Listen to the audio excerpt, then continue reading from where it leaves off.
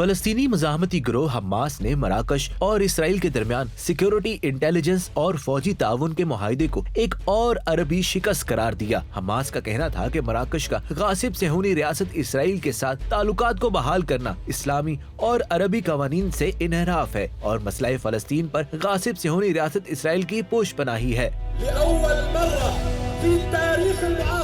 तमाम फलस्तीनी गिरोहों ने इस ताल्लुकात की बहाली पर तनकीद करते हुए इसको फलस्तीन की पीठ पर खंजर घोंपने के मुतरादिफ करार दिया है। वाज़ेह रहे कि इससे कबल यूएई और बहरीन इसराइल के साथ ताल्लुकात बहाल कर चुके हैं। सूडान और मराकश भी इस दौड़ में शामिल हैं और देखते ही देखते कई अरब ममालिक अपनी हमियत भुलाकर गासिब सेहूनी रियासत के साथ इलाहा करते नजर आ रहे हैं, जिसे अरबी और इस्लामी हमियत की शिकस्त करार दिया जा सकता है।